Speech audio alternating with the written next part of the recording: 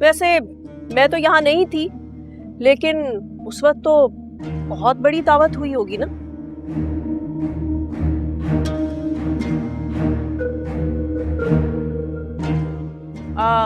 शैला, तुमने तो देखी होगी ना।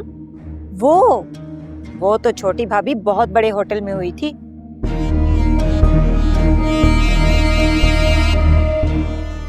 और पता है भाभी, भाई सब कितने स्मार्ट लग रहे थे उस दिन। भाई साहब तो कॉलेज में थे तभी बिजनेस में आ गए थे, और बड़े साहब भी कितने खुश थे उस दिन। तुम्हारे बड़े साहब तो अब भी बहुत खुश हैं। अब तुम जाओ और खूब से खूब बड़ी दावत का इंतजाम करो, क्योंकि आज मेरी बेटी रजा अहमद की बेटी ने बिजनेस में कदम रखा है। और तुम फिक्र ना करो शैला, वहाद साहब से बहुत बड़ी दावत होगी।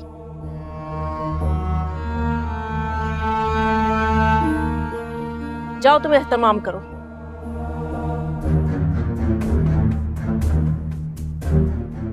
बहुत बुरा लग रहा है ना आपको? जलन सी हो रही होगी कि वरीशा कैसे बिजनेस में शामिल हो गई, जहां अब तक आपके बेटे और मियां का राज था। तो वो वरीशा का राज कैसे हो गया?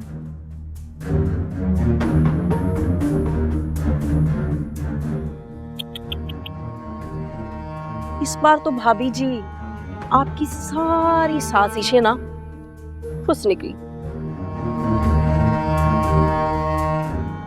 बेटा भी हाथ से गया, मियां ने भी घास नहीं डाला, और बिजनेस से भी हाथ धो बैठी।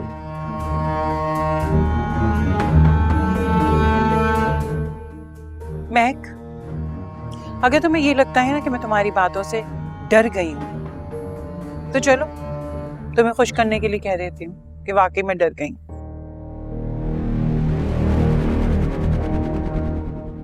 लेकिन तुम्हें पता है,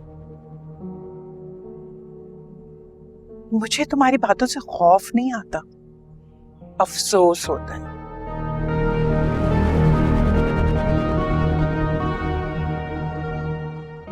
ऊपर बैठे अल्लाह को भूल करना, तुम नीचे जमीन पर चलते हुए इंसानों के साथ खेल खेलते खेलते भूल चुकी हो कि नुकसान तुमने ही उठाना है।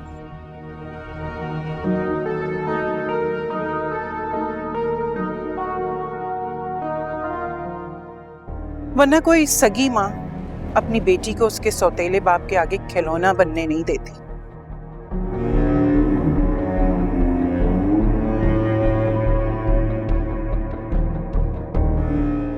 मैं ये दवाएं चाहती ना तो मुख्तार के सामने रख देती, लेकिन मैंने ऐसा नहीं किया, क्योंकि मैं जानती हूं कि तुम कोई ना कोई कहानी सुनाकर उनका इत्मीनान जीत लोगी।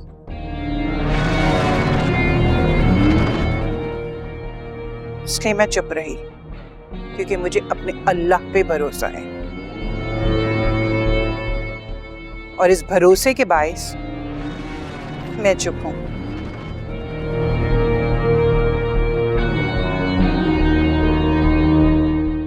ये नकाब वक्त आने पर खुद वरीशा तुम्हारे चेहरे पर से उतारेगी।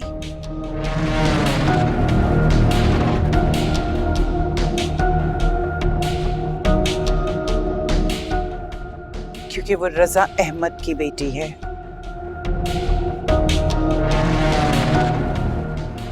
रजा अहमद जो एक बावफा शौहर और एक बहुत मोहब्बत करने वाला बाप था।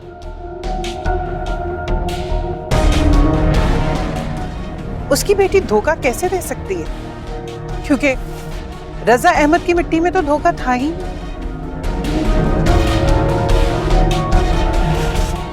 जो खेल तुम और महमूद खेल रहे हो ना,